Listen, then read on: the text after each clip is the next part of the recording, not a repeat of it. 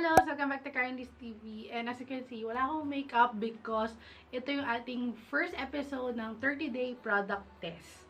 So, for our first episode, ito yung products na tinest ko is yung Perfect Radiance Kit by Sophiebelle. And meron siyang 4 products. You have here the AHA Exfoli Glow. And then the AHA, BHA, PHA Revitalizing Toner. And then you have your the AHA Beauty Elixir. And then you have here also the sunblock or sunscreen. So, ginamit ko siya for 30 days and ayan. Papakita ko muna sa inyo yung aking before or yung first day na ginamit ko yung product. Hey Malos! Welcome back to Karenliz TV. Ay, nakita niyo na may itsura ko. Bare face. And this is our first episode ng 30-day product test. And my previous series, 7-day product test. And madami din kasi na-question about that series. Kasi nga, 7 days ko lang itetest yung product. So, parang kulang daw yun, especially for skincare. So, I heard you guys. Kaya ito yung ating 30-day product test. And yeah, siguro naman, huwag naman natin gawin isang taon. Sana naman maging okay na din sa inyo itong 30 days na itetest ko yung mga mostly of course, skincare products. Kasi mas makikita natin yung improvement sa skin, hindi lang basta 7 days. So, ito guys, yung aking bare face. Yan, as in, yan. Kakatapos ko pa mag-exercise. Kaya tignan naman guys, super hagardo. So, yung kurtina ko, hindi ko pa papalitan. Pero nalapan naman yan mga te. Wala lang pa akong papalitan. Sabihin nyo, hala yung kurtina ni Madam, hindi na napalitan ever. Hindi pa ako nakakabili kasi. Sa ating first episode, I'll be trying out the Sophiebelle I'll be trying out Sophiebelle Perfect Radiance Kit. So, ito siya guys. Ayan, wait lang. O, yan. Pareso pala. So, ayan. So, it has 4 products. Cleanser, toner, elixir serum, and sunblock, sun cream. Gabi na po ngayon yung ating first night. So, ayan. Papakita ko lang sa inyo guys. Dahil nga 30 days, may ginawa ako kanina na parang ano lang, DIY lang na parang schedule. DIY schedule lang or schedule dito lang sa para for 30 days. And yeah, starting Feb 4, 2019. And mag-e-end ako ng, ayan, March 5. Tama ba? Kasi wala namang 29, di ba? Hanggang February 28. March 1, March 2, March 3, March 4, March 5. So, 30 days ko i-test tong product na to. And sana ma-improve niya yung aking skin. As you can see, kasi ito, talagang lubog kasi yung ganto ko. Mana-mana lang yan, dahil ganyan po ang lola ko. Pakita ko sa inyo, dahil nag-send ang tatay ko. Yung lola ko. Share ka lang sa inyo. Yan yung lola ko. Tignan mo. Tignan nyo naman. Talagang ganun yung sa eye bags namin. Yung hindi yung parang litaw. Lubog. Ayan, nakita nyo naman yung aking mga pimple marks. Ayan. Pero naglalighten na to kasi may ginamit akong product. Pero ilang days lang din siya. Hindi naman siya umabot. Sana nga sinimulan ko doon dahil nalighten niya talaga tong pimple mark na to kasi sobra yan before. Pero hindi ko kasi na-document. And then, ito bago lang to kaya medyo mula-mula pa. And then, yan sa chin. Hindi ko alam kung ano to. Pero nagsisimula ako mag-pimples nung nag-exercise na uli ako. Anyway, too much information. Doon tayo sa product. So, ito pala yung foaming cleanser. It gives clarity, glow, and aid in skin cell renewal by hindering dead skin cell buildup. This cleanser lathers into a fine, creamy foam to prevent blemishes and dullness, leaving your skin silky smooth every day. So, this is for day and night. Next naman is the toner. The revitalizing toner, yun nga, revitalize, refine, and then retexture your skin. And it is suitable for all skin types. And this is for nighttime only. Next is the AHA Beauty Elixir. So, serum siya. And this is for hydration, restoration, and for glowing skin. And also for all skin types. It has 15 ml pala. So, the Brilliant Elixir is a, hindi ko mabasa, synergistic blend of fruit acids that gives an instant glow while calming, soothing, and rejuvenating your skin tone, texture, and the condition of your skin. Sorry, hindi ko mabasa ulit. Nahihirapan ako. Hindi ko pala, nababasa ko pero nahihirapan ako. Making it more supple, firmer, smoother, and moisturized. So, ayan. So, this naman is for day and night. And then, yung sunblock, of course, pag lalabas ka, mag-sunblock ka. Ang liit ng sunblock, pero, ayan, 10 ml lang. Gusto ko lang amuyin to. Night na, pero, mabango yung sunblock. I like it. So, I'm gonna wash my face na using the AHA Exfoli Glow Foaming Cleanser. So, let's go.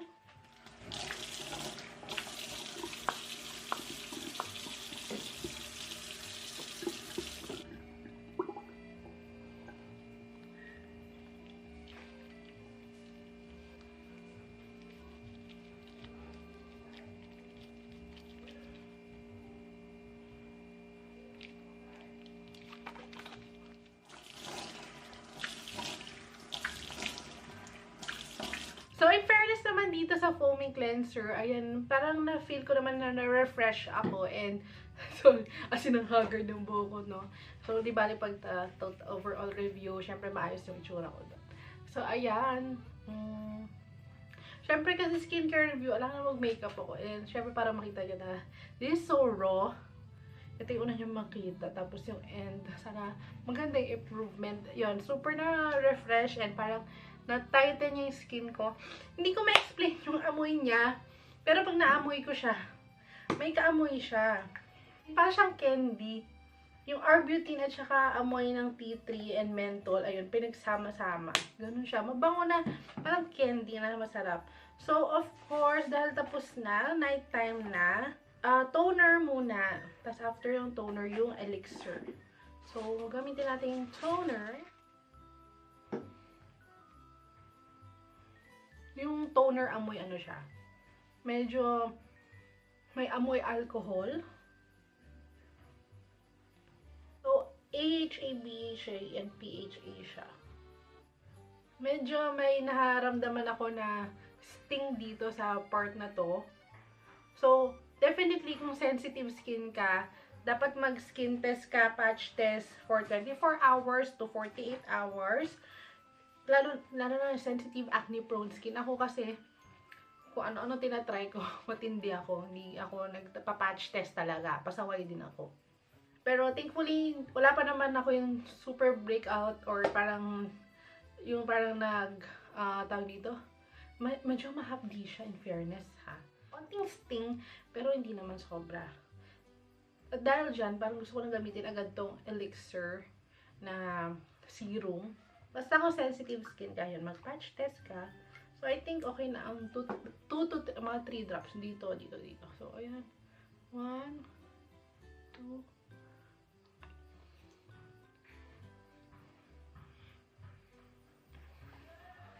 Ba't ang bango naman ito? Para siyang may amoy. Parang amoy vanilla na chocolate na. Parang sarap. Tapos bukas, sa day 2, doon ko na ipapakita sa inyo yun sa morning. Ayan na, so tuyo na siya.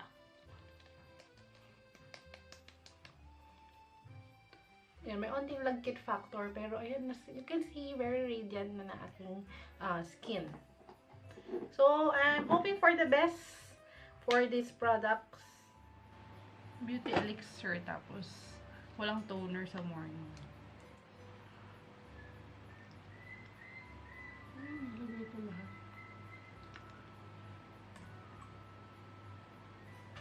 So, naalala ko na pala yung aamoy nung sa cleanser. Amoy candy na, yung parang pinapadala noon ng daddy ko galing New Jersey. Parang red and white candy. Parang siyang cherry. Maski itong elixir, amoy cherry. So, medyo papatagalin mo muna yung beauty elixir na ma-absorb ng skin. Kasi later, gagamit na tayo no sunblock. Yun nga lang yung sticker niya, medyo natatanggal-tanggal na. Natambak din kasi siya dito ng matagal.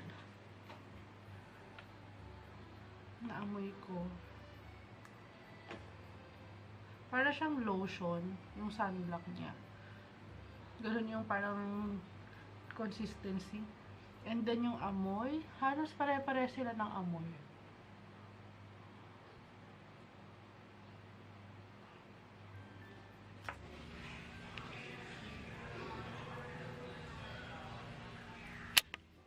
So, today is March 5 na, and I started February 4, nighttime. And March 5 na ng gabi. And ito siya. Ayan yung aking parang pinaka-checklist na ginawa ko siya the whole day. Medyo nag-busy ako na halos hindi ko na siya talaga, hindi ako nakapag-record weekly na, yun sana yung bala ko. So, ayan lang. Parang once lang ako nakapag-update and ito na. Nagulat na lang ako na March 5 na pala. So, the Sophiebelle Perfect Radiance Kit, yun yung claim niya na magbibigay ng radiant effect, which I think it did naman. Ayan, nakikita niyo naman na kung ikaw compare dun sa akin before using the product, makita niyo naman na my skin today is actually kahit pa paano glowing and radiant. But, guys, super nag-pimples ako. As in, ayan, halos yung pimples nagsugat pa siya. Ayun, parang dumami lalo yung redness sa aking face. Talaga medyo na-disappoint ako dahil doon. Okay sa akin yung serum, yung sunscreen, and yung foam wash. Except yung toner. Feel ko yung toner yung hindi nag-ano sa akin. Anyway, pakita ko lang sa inyo guys. So, ito yung foam wash. Open ko siya para, ayan, makita nyo yung nagamit ko for 30 days. Lagpas kalahati na siya. So, next is the serum. Super betot. Tignan nyo naman, nagbibigay siya ng instant glow. Next is the AHA, BHA, PHA toner. And yun, medyo matapang to. May stinging effect ng onte. So, ayan no. So, hindi ko naman kayo lolokohin na binawasan ko to, na binuhos ko lang. Ginamit ko talaga for 30 days. And next is the sun block or sun protection. Yan, with SPF 30. Natatanggal talaga yung sticker niya. Gusto ko nang tanggalin. Ito okay naman to. Kahit underneath the makeup. For February 4 to February 7, okay siya. Wala pa ako nakitang parang effects sa skin. And then February 8, medyo nagpimples plus bumps. Nagpimples ako, ayan. Ito, nag-start na siya halos eh. Tapos nag-bumps dito nung una. Tapos February 9, napansin ko, medyo nag-diminish yung pores ko. And then, check hanggang February 23. Then, February 24, ayan, nagsunod-sunod yung pimples. Ayan o. Tapos, galit na ako ng February 28. Ayan, nasan yung ayan, may exclamation point dahil galit na ako. Kasi hindi ako sanay guys ng maraming pimples talaga, swear. Tapos yun nga, until today, March 5, syempre nag-update agad ako. Ayan. Ayan siya ngayon. Syempre, iba-iba tayo ng skin types and yung skin sensitivity natin, iba-iba din. Yung level ng skin, iba-iba din kasi talaga yung skin type natin. Kahit sabihin mo for all skin types, mahirap. May butiki. Mahirap magsalita, mahirap mag-recommend. Pero, i-share ko lang sa inyo yung aking result, yung feedback dito sa Perfect Radiance Kit. So, overall, actually, okay naman siya for me. Pero, hindi siya yung tipong babalikan-balikan ko. Lalo na dahil nag-pimples ako. I believe sa toner kasi masyado siyang matapang. Hindi gusto ng skin ko yung gano'n. But the serum, the foam wash, I like it. Medyo, for me, the scent is strong. Yun yung ayoko sa kanya. Yung candy scent na parang cherry na parang matapang masyado for me, which ayoko talaga.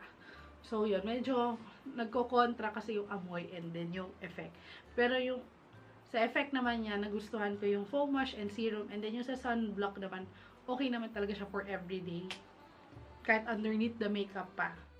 Yun lang, medyo malala lang yung pimples, kaya medyo disappointed din ako. So, kung itutuloy ko pa ba to after 30 days? Well, hindi na guys. Yung sunblock na lang siguro and yung serum. Pero kasi may itetest ako na new set, which is from a local brand na medyo sikat din siya ngayon. Pinag-uusapan. So, ay, parang gusto ko siyang gamitin na. And, baka yun ang makatulong dito. Diba? Bongga. And yun, hiyangan lang din talaga siya. Again, sinishare ko lang yung aking experience dito sa set na to. So, thank you, Malos, for watching. Please don't forget to subscribe, like, and comment. And I'll see you on the next one. Bye!